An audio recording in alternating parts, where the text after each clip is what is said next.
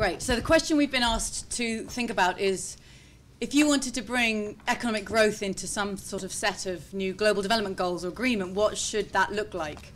And what would international institutions look like? I can't get to the international institutions bit because I'm quite hung up on what would it look like to achieve inclusive and green or sustainable growth. I think this is a really big question we can't skip over too quickly, and I'm going to look at that now. In summary, what I'm going to say is the title of my talk. If we're going to talk about economic growth, then targets that we should bring in are targets for decoupling GDP from resource use and targets for recoupling GDP with job and creation. Those will be, on my mind, two good ways of saying, is growth inclusive and is growth sustainable? And I've put growth here in quote marks like a stroppy teenager because I've got a problem with the word growth, and I'm going to talk about why.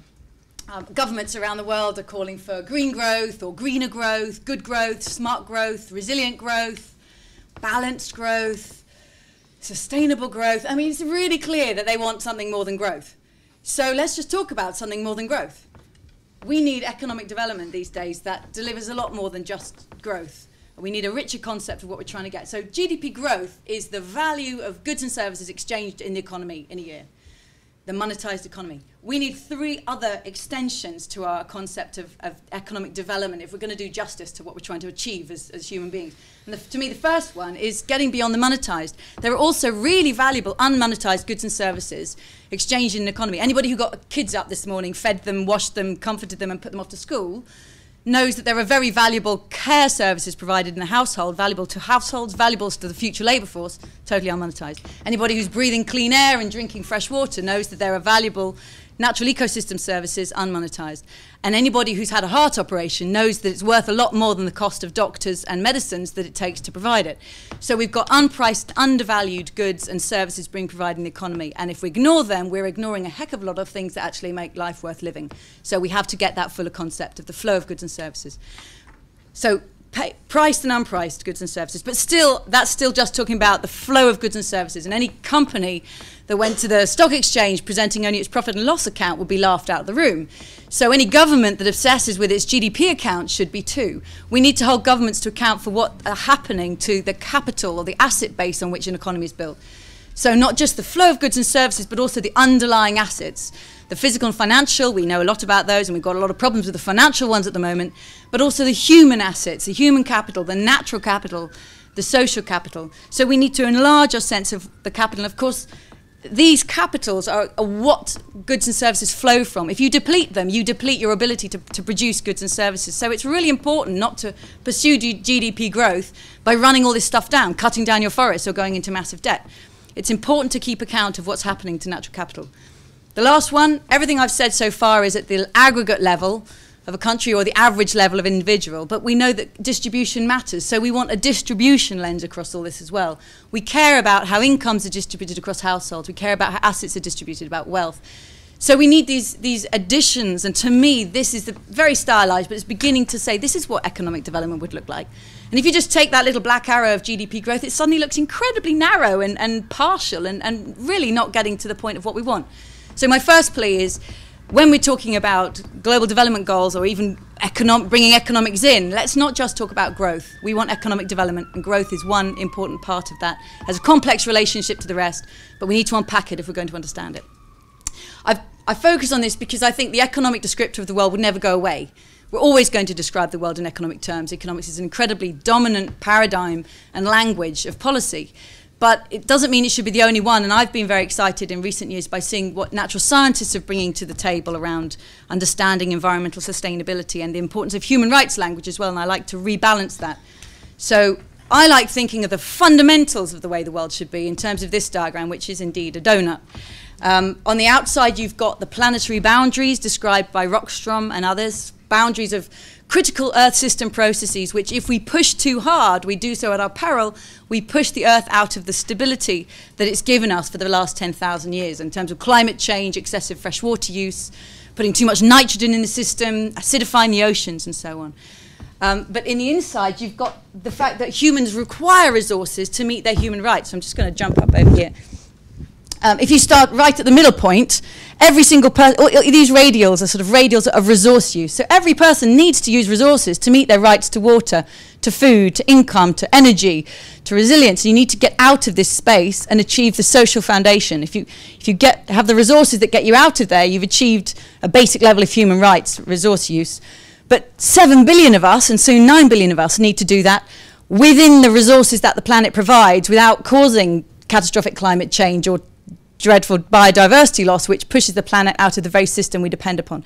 So we need to live in the space between social boundaries and planetary boundaries. And to me, these metrics are actually pretty fundamental.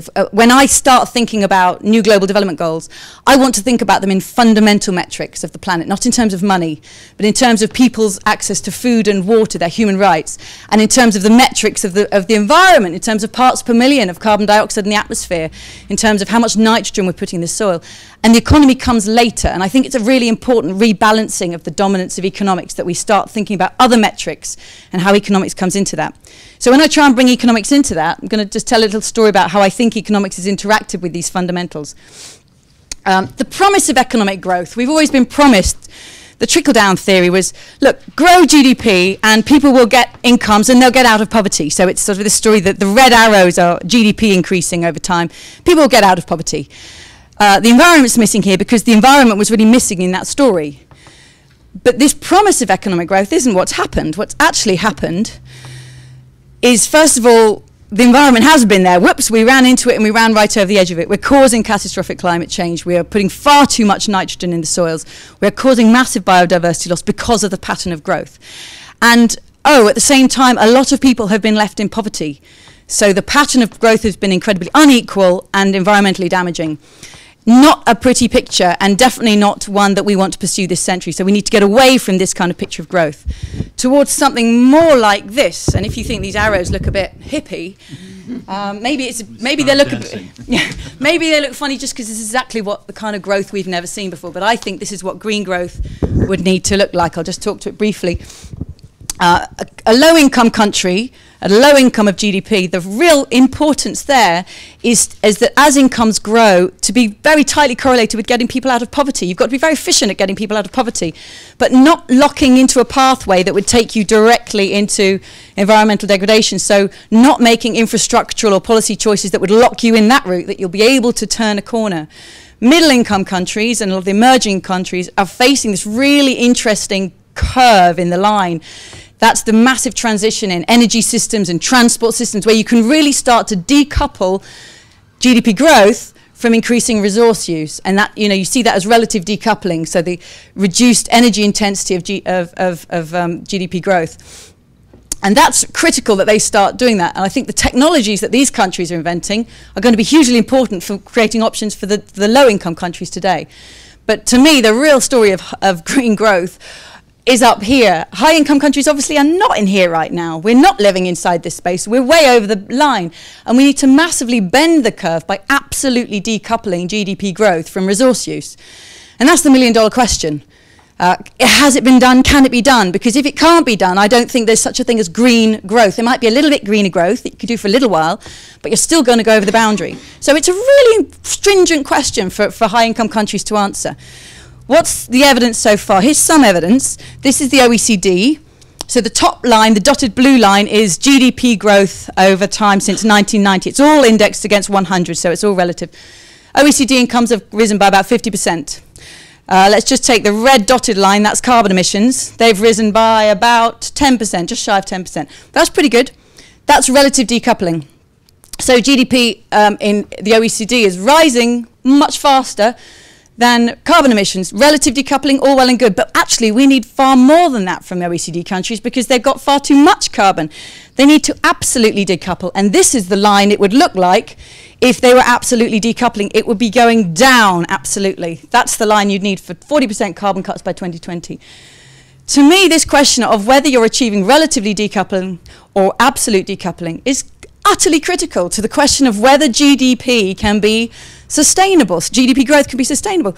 So that's my first target that I would want to see in a set of Millennium Development Goals or new global development goals that included growth. It's, are you decoupling or not? And different countries need to go for different levels, right? So lower income countries, relative decoupling, but countries who are already well over their fair share of resource use, we need absolute decoupling.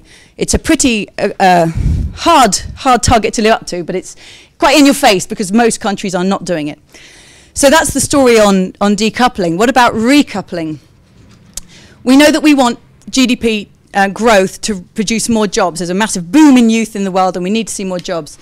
And here's a nice graph from almost 20 years ago from a Human Development Report produced in 1993, which talked about jobless growth. And what you can see here, very similar kind of diagram, again, indexed to 100, that in South Asia, so GDP grew 200%, and in employment only grew about 50%. So GDP is not producing as many jobs as it could. This region is actually not doing so badly. The OECD and high-income countries in Europe have actually individually seen GDP going up and employment going down. So it's the big question is, as GDP is growing, how can you make it more employment intensive, more job creating where there is unemployment? So to me, again, this very nice, simple graphic that anyone can understand, but very powerful in telling an important story. Is GDP growth creating more jobs or not? And we all know that a job is the best way of getting income to buy yourself health and education and resilience and food and water. So it's a pretty key one to meeting the rest of your human rights. So just to conclude, I like this picture as the place I go back to in terms of where do we want to be in the 21st century. And if we're going to move on to those red arrows and move into the space that is the safe and just space for humanity, we need to check that GDP growth is decoupled from resource use and it's recoupled with job creation. And finally, I'm quite obsessed by donuts and social and planetary boundaries, and if you think it's an interesting way of looking at the world, please join me on my blog, oxfamblogs.org/donut, and on Twitter. I'd love to chat about it with you there. Thank you.